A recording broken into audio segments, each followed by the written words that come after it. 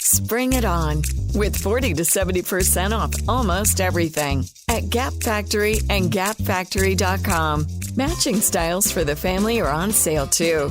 Shop it all through April 12th. 作為父母，我哋盡己所能喺呢場疫情中保證孩子們嘅安全。依家我哋有咗確保佢哋更安全嘅最佳工具。我哋所能夠做最為重要嘅嘢，就係為孩子接種疫苗嚟預防 COVID-19。疫苗已經被證明咗對滿5週歲嘅孩子係安全有效嘅。聯繫你孩子嘅醫生或訪問 myturn.ca.gov 嚟尋找你附近嘅疫苗。由 The California Department of Public Health 為你提供。This is Donald Parham of the LA Chargers, and you're listening to Chargers Unleashed, part of the LAFB Network. Stay jiggy. 3, 2, 1. This is Chargers Unleashed podcast. Here are your hosts, Dan Wolkenstein and Jake Hefner.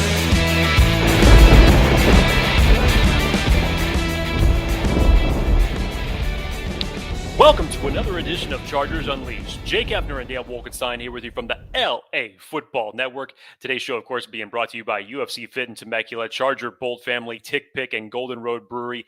Dan Wolkenstein, Super Bowl 56 is just a short 2 weeks away.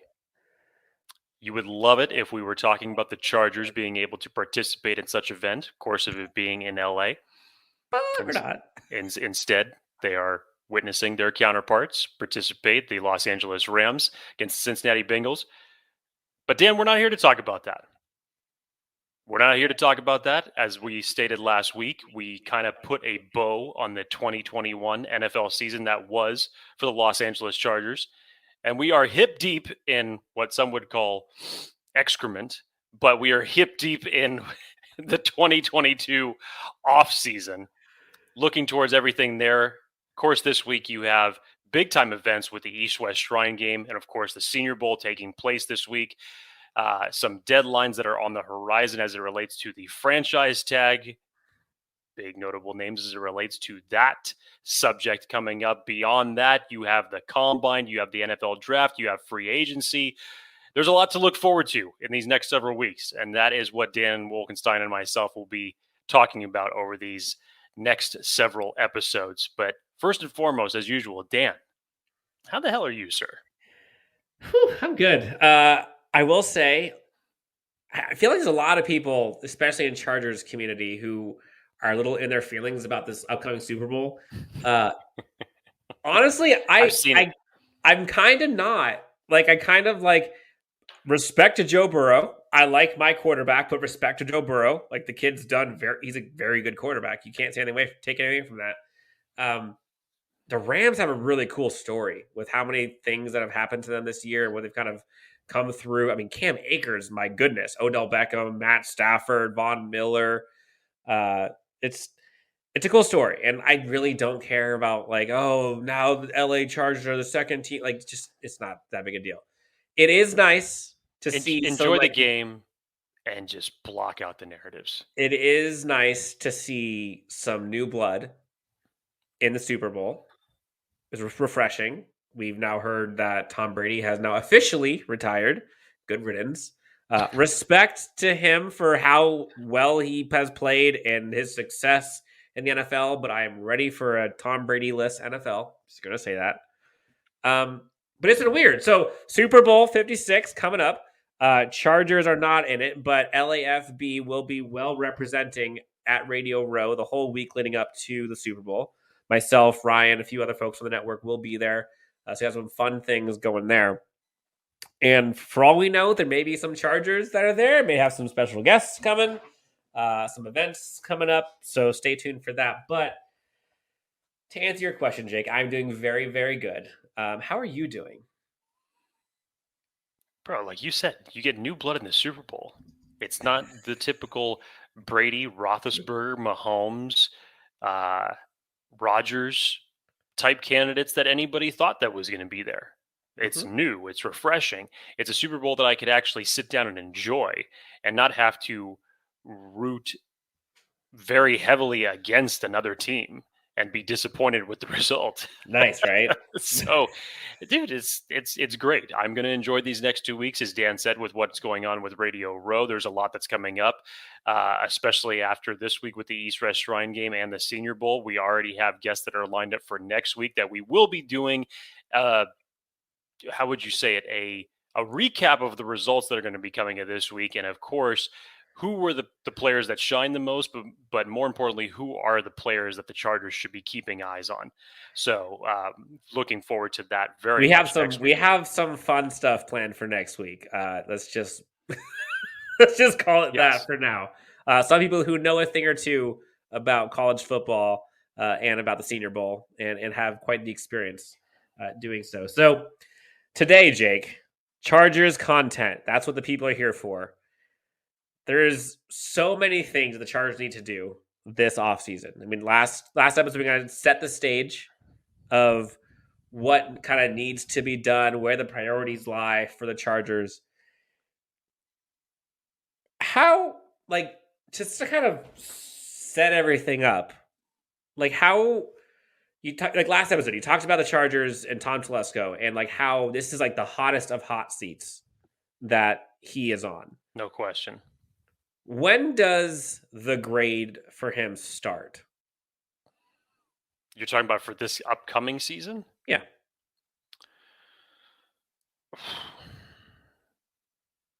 To be fair to Tom Telesco, I don't think you could really give him...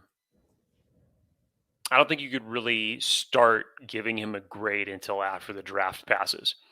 Because these are the two biggest things that obviously are telltale signs of where his mindset's going to be. He's never had this much draft capital before since his time being as a GM. He's never had this much cap space to work for since he's being a GM. So how is he going to utilize it? And that's the biggest question. Obviously, his priorities, as he and Brandon Staley have both said, is that they want to re-sign some of their own. And there are some key names that they, along with the rest of the Chargers fan base, would like to see donning the powder blues once again. Kaiser White, Mike Williams, and Uchenna Nwosu, Justin Jones, just to name a few. There are a few more in there, but those are some of the biggest names that you can think of right off the top of your head. But it's beyond that. Because, yes, it's great that you can retain your own. We've seen what it's like with those players already on this team. But this team needs to get dramatically better. And especially when you've seen philosophies and a lot of the things that have been thrown Tom Telesco's way, especially in the Chargers fan base on Twitter, when you look at what, let's just take it for example, again, this is where the narratives have been coming from all this week. But when you look at what the Cincinnati Bengals did, even though they decided to not prioritize their offensive line really that much in the offseason, with their star quarterback coming off of a huge knee injury, that just so happened those moves ended up getting Rashawn Slater to the Chargers at number 13, but that's a whole different story. But even with the offensive line that they have, they went out and they still spent money in free agency. They got some key defensive pickups that really have made huge impacts for their Super Bowl run. You look at the Rams have been a team that has operated on a different philosophy for the last several years. You feel like they're all in every season. Now, is that sustainable long term? No, it is not. Have they done a good job of developing the draft picks that they had when we haven't been talking about a first round draft pick for the Rams in years? Yes, they've done a good job at that as far as player development goes and free agents and knowing what it is that they have and knowing that whoever it is that they bring in free agency, that they can bring in and make an impact. So there's a lot of different philosophies here. And Tom Telesco is in the minority when it comes to, not necessarily spending big on free agents, because I think he's gotten better at that. But I think it's the amount and where he prioritizes it is the really big question. Because if you were to look at this, and this is the biggest season for that, to me, it's been years since Tom Telesco has sufficiently put priority into the interior of this defensive line. It took him forever just to fully prioritize the offensive line. Finally, he did that, and he swung big. You changed 4/5 of the offensive line from 2020 to 2021, and it paid huge dividends. They went from like arguably the worst offensive line in the NFL to above average. Correct. Better than probably what we thought that they would be in a year one with that type of combination and that type of turnover on the offensive line. The same philosophy needs to be taken into the interior of this defensive line, possibly the secondary. There's a couple different places that you could prioritize it, but this is actually the best part about this, because wherever the priorities go, this is what's going to make the draft that much more interesting. Because I know everybody's focus is interior defensive line. That has to be the draft pick number 1, and I don't argue that fact, because there's a strong argument to be had. But we're not just an interior defensive line away from a Super Bowl. We're just not. The depth for this team was another issue that reared its ugly head for Tom Telesco. You have 11 picks in this upcoming draft. Am I or anybody else that should be expecting to hit on every single one? No, that's not going to happen. It's not realistic. Very few teams hit on every single one of their draft picks, but you want to have enough contributors. When we were talking about it last week, you look at just the comparison alone between the 2020 draft that Tom Telesco had and last year's draft. And the contributors that you had in a 1-year span was very, very good. Again, jury's out on some of them. We still haven't seen a lot of them perform yet for the ones from last year. Mark Webb didn't really get that much of an opportunity, but Nick Neiman ended up being a key special teams contributor. You still would have liked this. I mean, Trey McKitty looks like he's going to develop into a solid blocker. Josh Palmer, what he's going to possibly develop into. And you look at that group, along with Asante Samuel and Rashawn Slater of that draft class, the nucleus as of right now looks okay. But damn, you look at 2020, and Justin Herbert is really the only bright spot that you could say that came out of that. And he has had those drafts where it's just like, he's had the saving grace drafts, if you will. The Joey Bosa's that were taken, the Derwin James that were taken, the Justin Herberts that were taken, the Rashawn Slater that fell into his lap. But beyond that, it's hard to find a draft of his where you could say, yes, they hit here, they hit here, they hit here. You want an easy comparison? Look at the Chiefs draft classes, not just who they took with their first pick. Go back and look at their last 3 or 4 draft classes, and there are 4 to 5 guys in some of their drafts that are key contributors to their team right now. And that's how you have to build. And even when you look at the Rams, with the limited amount of draft picks that they have had, and they don't have a first-round draft pick again until 2024, but with the limited amount of draft picks that they've had, they've known the guys that they've wanted, and they have the personnel in order to develop them properly, and they're contributing on their team. So Tom Telesco he is on the hottest seat that he has ever felt going into this season, because with this amount of assets that you have, and this type of draft capital, and with the ability to bring in free agents and keep some of your own to make a championship push to go with the likes of Joe Burrow, Patrick Mahomes, Josh Allen, you have to do this now. So the grade for me, it will be a flexible grade at best, but you'll get the initial grade from me after the draft. That is the fair point to do it. I know everybody is going to throw stones at Tom Telesco if in the first 5 minutes of when that free agency window opens that he hasn't signed somebody. The gauntlet's already going to come down. I can already see it. But to be fair to him, let's just wait until the draft period ends to give our initial grade on it, because we can go in a million different ways here. It's tough, because I think we kind of talked about it briefly on the last episode, but there are so many paths to success for Tom Telesco and the Chargers this offseason. And like, there's so many scenarios in which you can see the Chargers going. Like, the Chargers could go all in on defense in free agency to where they can go all in on offense And it wouldn't be in the draft. and it wouldn't be a bad thing. No. Or they can go the opposite. Now, I would argue they probably shouldn't go that way. Yeah, maybe not. Yeah. But like they could. If they said they wanted to go crazy on wide receiver, or they wanted to do some depth on offensive line, or running backs, whatever, like they could. And then they can go all in on defense on the draft. They can do a blend of both.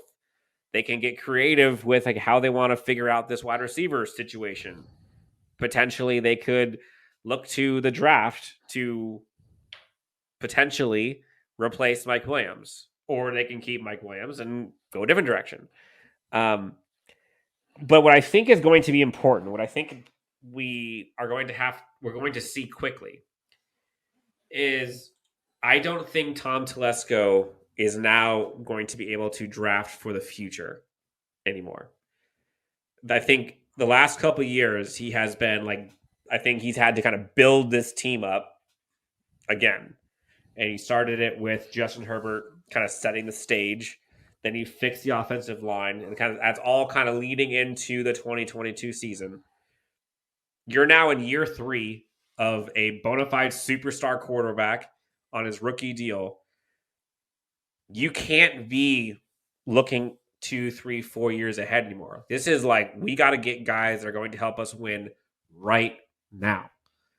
And so the difference from what we saw in the past with some of the guys that we re-signed versus now is there's a lot shorter leash for these decisions that he's making.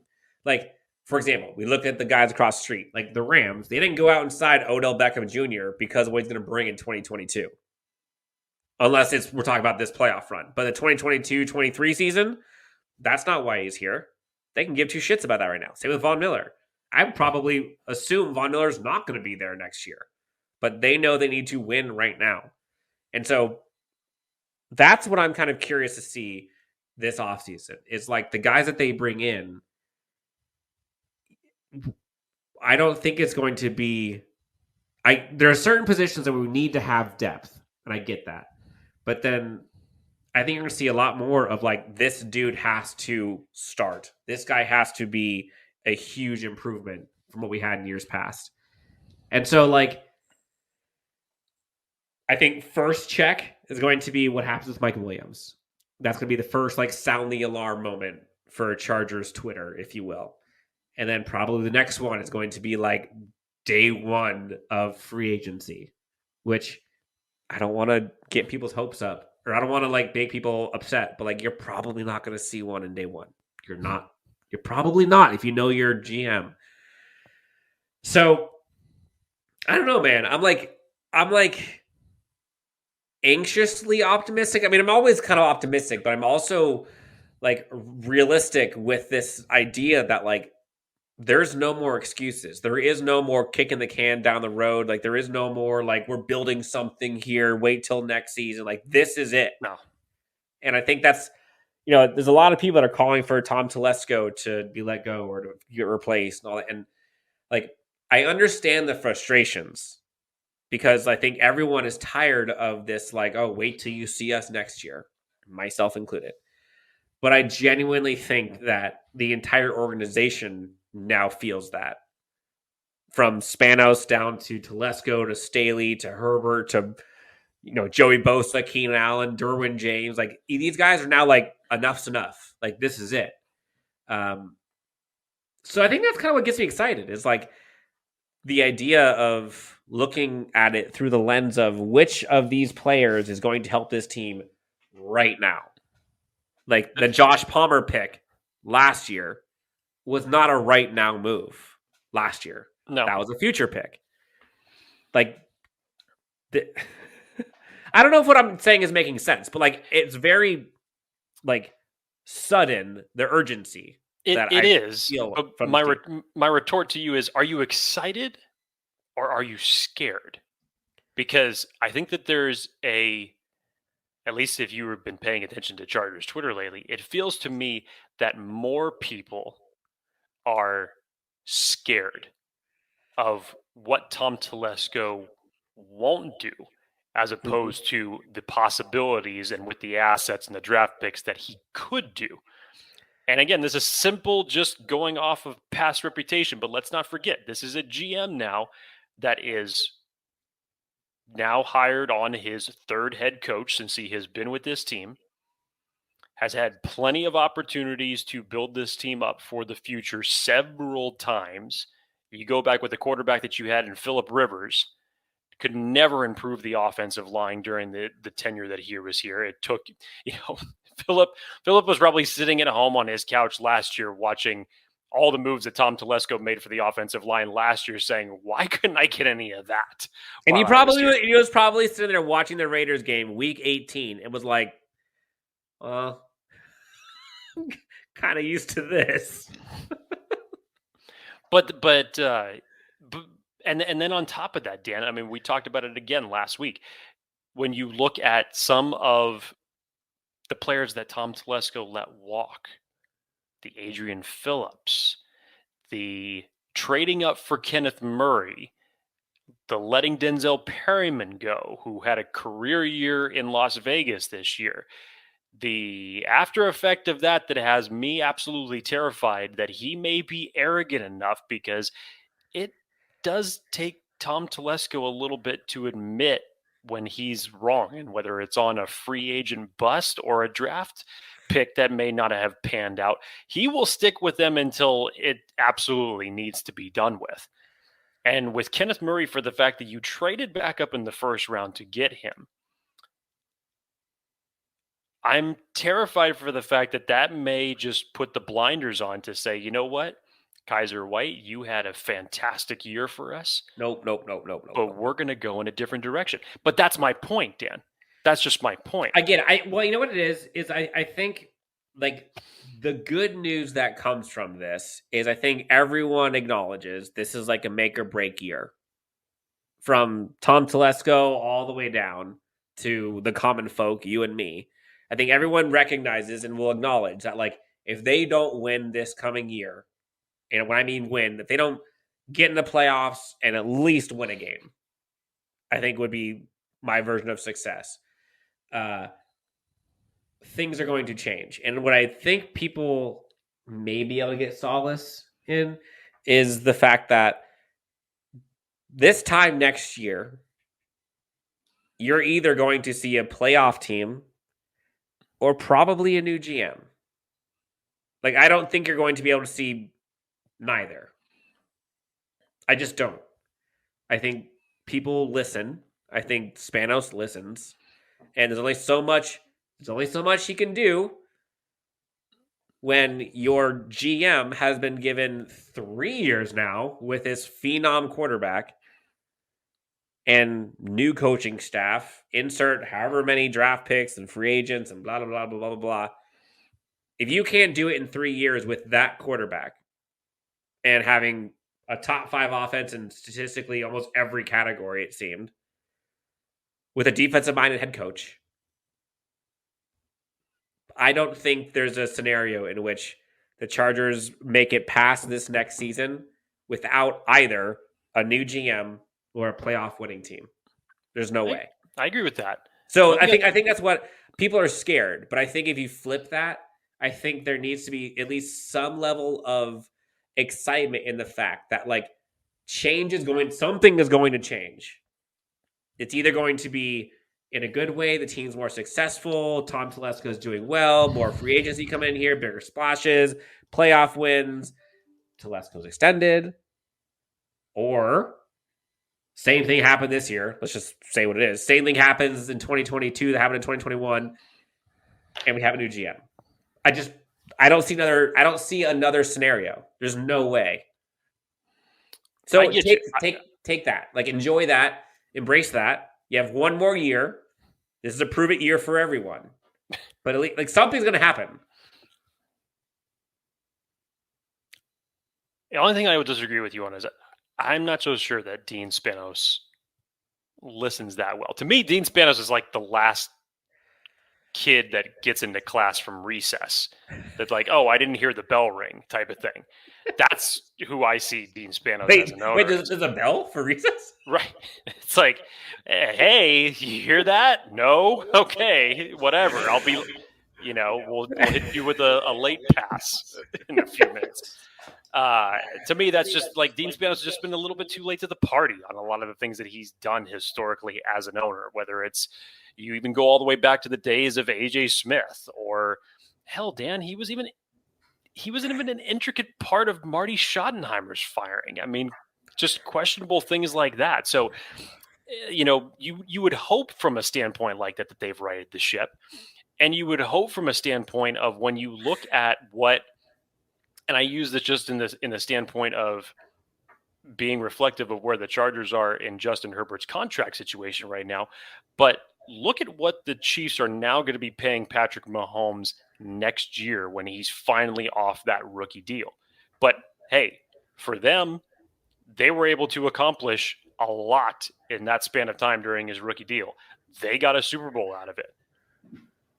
And how many AFC championships? I don't think that they're complaining that much because he ain't going nowhere for a while. And I'm sure a lot more years the AFC is going to have to run through Kansas City, unfortunately.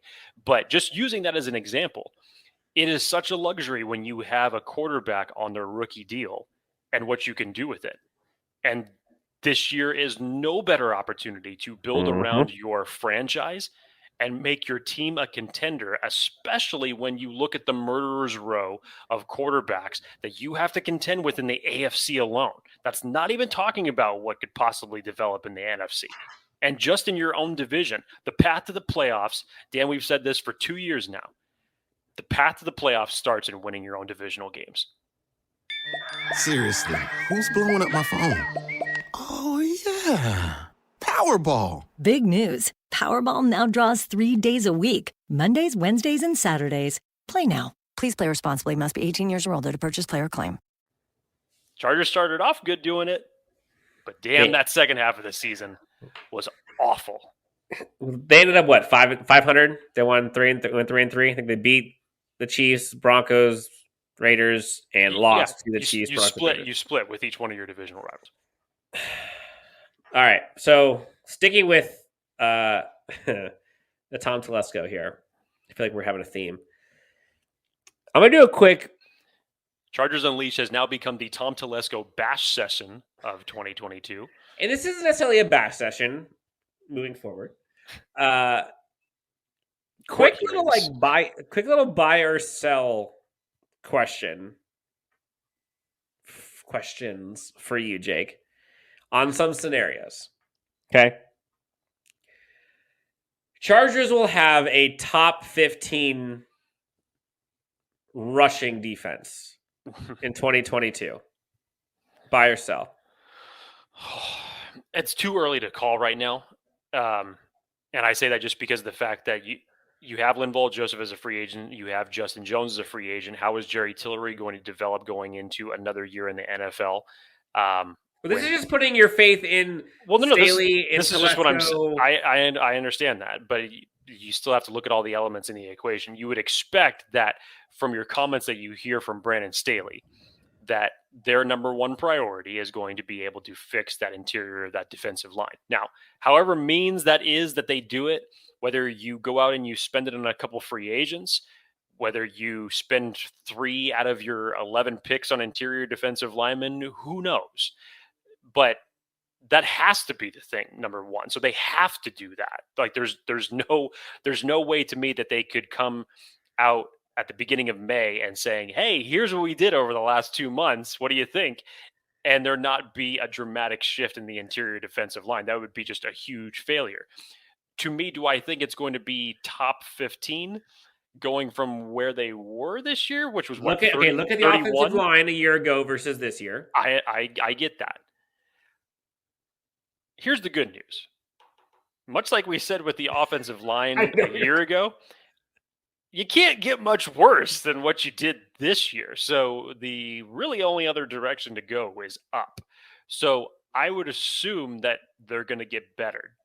Are they going to be top 15? Top 20. I'll put him in a top 20. I think right now, here as we stand, I think top 15 is a little bit too high expectations. Okay. So you're buying top 20, you're selling top 15. All right. Yes. Buy or sell.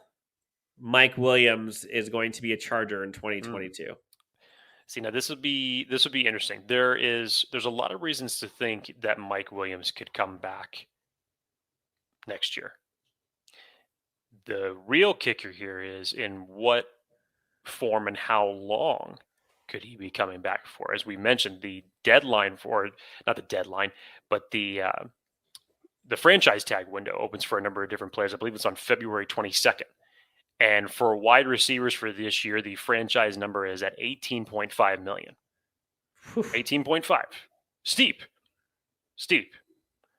Probably what you would think that would be around the range that if you were to sell him long term on a year by year, that would probably be the range that it is. Now, for some people out there, they believe that that's too expensive.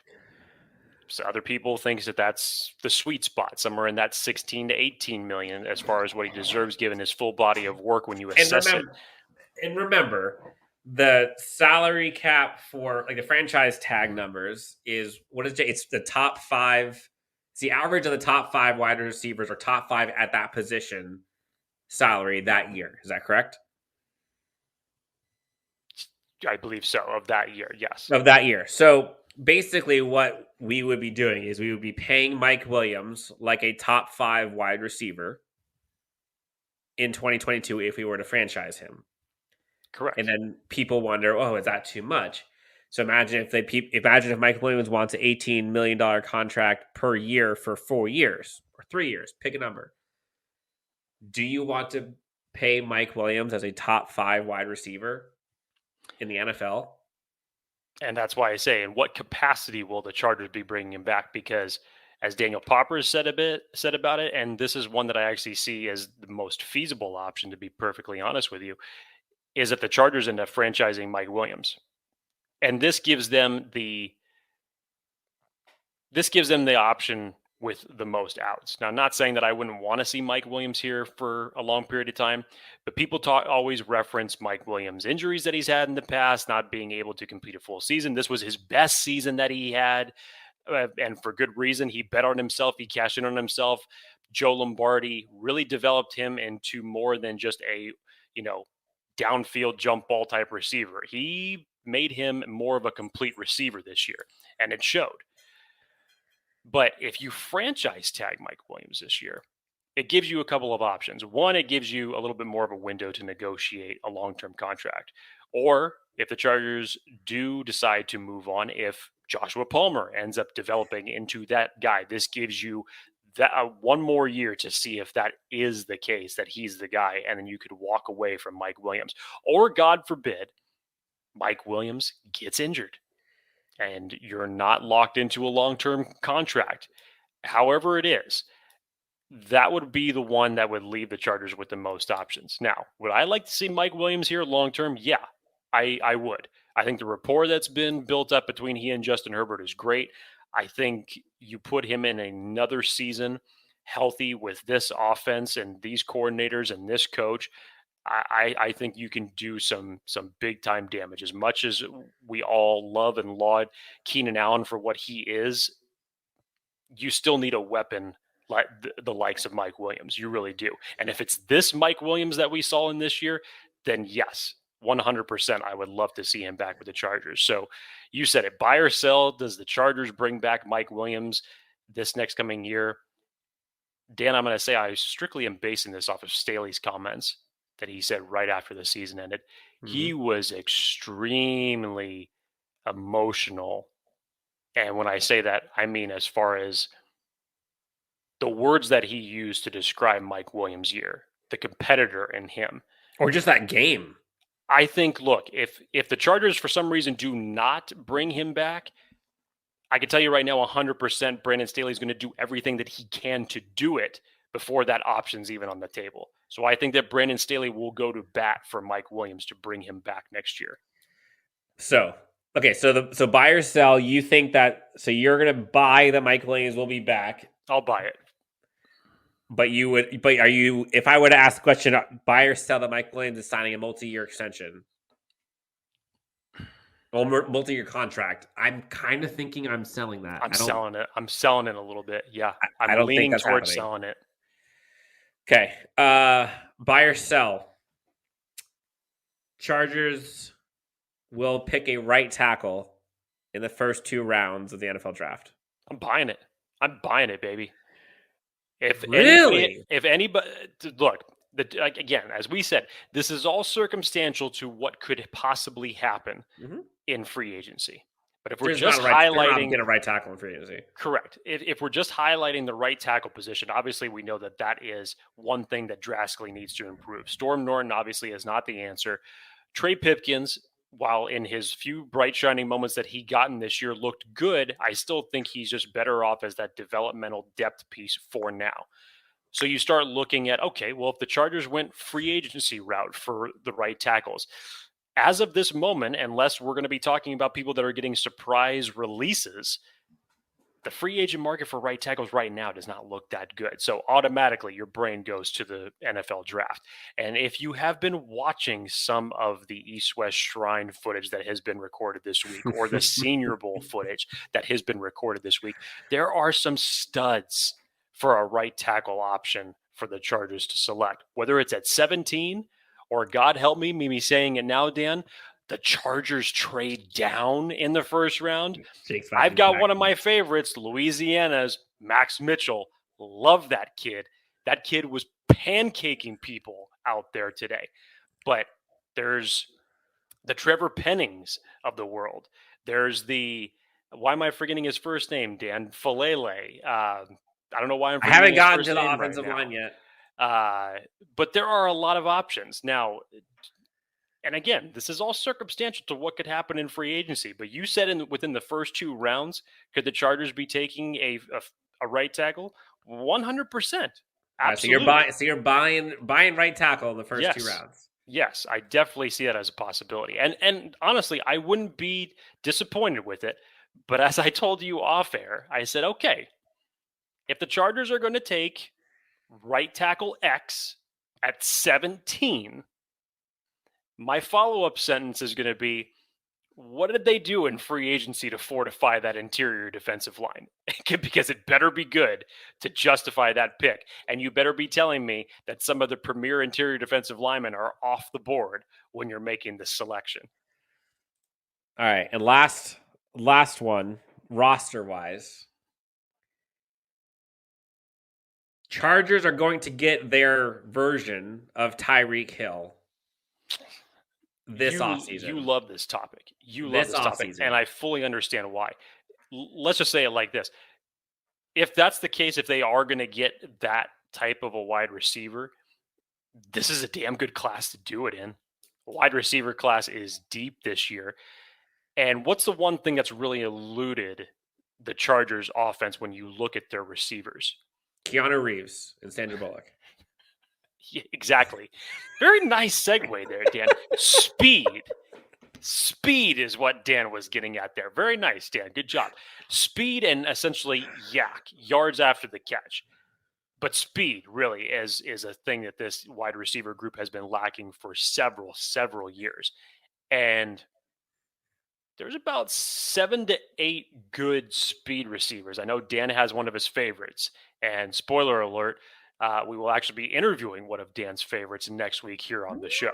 So excited to finally dive into that. But yes, Dan, talking about speed, talking about wide receivers, I have normally been of the proponent, especially with this team's needs. You've heard me over the last several years that I wouldn't be going wide receiver first round. I could tell you now that this is probably the first time that I have come around to where, again, circumstantial, of course, depending on who's on the board and what moves have been done on free agency, if you told me a guy like Trayvon Burks was available at 17, I wouldn't be mad at it in the Chargers taking him. Woo! Uh, Woo! Now we're getting me if excited. you told me that you had some speed in the third round or day 2 in general, and looking at a Cal Austin or a Wan'Dale Robinson, I wouldn't be mad at that either. So Sky Moore would be there's a sweet. lot of different options that you could look at. So if you were to put it in the Tyreek Hill aspect, I mean, there's not a lot of people on the planet that are like Tyreek Hill, but to get it close to that, to get that type of speed receiver, yes, I'll buy that. Ooh, okay. And so real quick, you mentioned Burks or a wide receiver at 17. And just so we're clear, Jake in the past has been adamantly opposed to wide receiver in the first round. Adamantly. Like, he would be pissed. Let me be clear about this. This was after this. My feelings towards this were after Mike Williams was drafted 7th overall by the Chargers several years ago. Yep. And honestly, and the reason why I am actually with you, and I would be totally fine with some wide receivers at 17. I'd be totally fine with a couple wide receivers at 17. Is because 17 is very different than 7 or top 10 or 13 when your left tackle is non-existent. Like right now, there's some dudes you can get at wide receiver. So at 17, you're arguably maybe getting like wide receiver 1 or 2 in this year's draft. You could. Depending on how the dominoes fall and depending on how people have them ranked on their board. You could be getting your wide receiver 1 or 2 in this draft. However you want to look at it. Sure.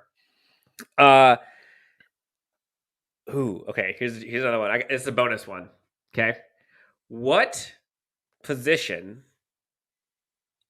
is going to have the most draft picks allotted towards it this year for the Chargers? For the Chargers. I mean, that should be easy. It should be interior defensive line. But again, I'm saying just the draft. Right. You think D tackle / nose tackle is going to be where we get the most draft picks? Mm-hmm. Again, all circumstantial, but I mean, you really need a lot of depth on the D line. Again, we talked about Linval Joseph. We talked about Justin Jones being pending free agents. Christian Covington is also one as well. So you're telling me that you're going to, as of right now on paper, the only real impactful, and if you would call it that, impactful interior defensive lineman that you have is Jerry Tillery? You better get to work. Yeah, Jerry Tillery, I know what we love from Brandon Fehoko and Forrest Merrill. I get that. But, man, you need a lot more work on that interior defensive line. So you're going interior defensive line. A part of me thinks it's going to be like something like corner / safety stuff. I mean, because like look at how depleted that was. Yeah. And how much that impacted immediate losses. Yeah. With Chris Harris being obviously a free agent, I don't think that he returns in 2022. I think that there's definitely going to be some work there that you need good depth in the secondary. You're going to need at least a CB3 to complete this group that you have. Well, yes, at least a CB3 just to field out there with your starting unit. But yes, beyond that, 4, 5, 6, 7, whatever you want to say. So, yeah, I'll give it to you. I'll say at least 2 picks are spent on the secondary. Where they're going to be spent, I have no idea. Does Tom Telesco trade up? Does he trade down? I have no idea once again. But again, we're talking about 11 draft picks, and while a good handful of those are in the 6th and 7th rounds, who knows what's going to be done here. But if we're just talking about fixing depth outside of, day 1 and day 2, then 6 and 7 is where you're going to build out a lot of your special teams. You found that this year. Found a key piece in Mark Webb, who unfortunately didn't get to participate that much. Found Nick Neiman, who became a key special teams cog. So if you're going to build out your depth, do it there. But just make sure who you're getting is going to be able to contribute. That's all I'm going to say. So, as we round out this Tom Telesco episode, if you will, you asked the question to me about, like, is it more scared or is it more excited for this offseason? Ask yourself that, Dan. Ask yourself that really. And when I say scared, I'm obviously talking about the pending Kaiser White situation. Mm-hmm. I'm obviously talking about looking at his full body of work. I'm saying, can you remember? I'm saying it in a circumstance where can you remember the last? I would probably say when he was drafted, Dan Feeney was a nice third round pick to make, but that didn't end up panning out that well. The third round has been the kryptonite historically. Even like Forrest Lamp. Forrest Lamp was supposed to be. Forrest Lamp was at some point a first round pick, dropped to the second. We were ecstatic about that. That didn't end up panning out for whatever reason. But, Joshua Palmer right now looks like that's not bad. Not bad. But, Dan, it's just like the third round scares the living crap out of every Chargers fan, and for good reason. You know what it is I think last year was probably one of the first off seasons that I can remember where the Chargers did pretty darn good in both free agency and the draft. Now, did they need more? Sure. But their picks played out pretty good. You get Asante Samuel Jr., you get Rashawn Slater, and then the guys behind him, Chris Rumpf. It was a start. It was a start. Like the draft was pretty good. And then free agency, you completely reboost your offensive line. Like, that's a win. That's a win. Now, my key there is you just have to build on that because right. Like, have we seen that happen 2 years in a row? That's where people get scared. No, and we could be hopeful. We can be hopeful. And yes, this is a new sense of urgency that we're feeling with this team. But does history show you that the Chargers can go 2 for 2 in 2 years with offseason success? Like, history doesn't bode well. No, it does not. But, like Brandon Staley says, what does he say? We're going to ride this thing to places it's never been before. And, like, you don't know. And I think that's the hardest part about this is the variable that, like, Brandon Staley and company and Justin Herbert, just like they bring this new variable of, like, you got a chance with them, or at least a feeling of, like, yeah, but, like, they got that guy. Like, Brandon Staley isn't going to let Tom Telesco let go Kaiser White, is he? Like, there's no way. Like, you have that if it was like Anthony Lynn, or if it was like, I don't know, Schottenheimer or Norv Turner or whatever, they would just be essentially, sure, Mike McCoy, yeah, let's go ahead. Okay, I'll figure it out. That's not Brandon Staley. Like, I just don't see that happening. Now, I don't know, man. If I would probably say, honestly, I'm probably 50-50. If I had to bake a pie and the ingredients that I had to offer were either fear or excitement, it's probably 50% fear in that pie and 50% excitement. Okay, here's the better question. In the near hour that we've been talking about this, your first words that you said as far as going into this offseason, you were excited. In less than an hour, how much has it gone from excitement to fear? Well, after talking to Jake Hefner, man, I could bring a comedy house down, man. I could bring all the crickets and the bad moods out if I need to. Jeez. All right, so I'm just keeping it real, man. No. I'm going off history, dude. No, and honestly, like, you kind of put me in check. I'm trying to read the tea leaves the way they are. Yes, and I think that's important. Like you mentioned, just kind of like to keep it real, and like I think we try to. And I know sometimes both of us get caught up in the moment where you could be overly or dramatically pessimistic, or I could be overly optimistic. And like that's just kind of who we are. Like, that's not us putting up front. That's just what we are. But I think it is good that we have each other and ourselves within the community here to kind of keep ourselves in check. Yeah, can you imagine if the chat room was live right now? Holy crap! I can only imagine the mute what button would be people live. would have said right now. So chat room would be on fire. We'll have to bring this one back. The good news, Jake, is we are one episode away from getting into arguably, or if not your favorite time of year. We get to start talking NFL draft prospects, Senior Bowl. Talk about it. And you're about to see more smiles out of Jake Hefner in the next couple months than you have seen in the last 10. Because it is about to kick into high gear with offseason talks for all things NFL draft, free agency, as well as, we got some franchise tag stuff to figure out. Who's staying, who's going. And by that point, we'll probably find out who the next Super Bowl champion is. Like, is in the AFC, is in the NFC. There's... Okay, now I'm back to being excited, Jake. I'm so excited for what we have in store. We have so many fun episodes coming up. We're going to get to all of the positions going from, we're not talking quarterback in the NFL draft, which is nice.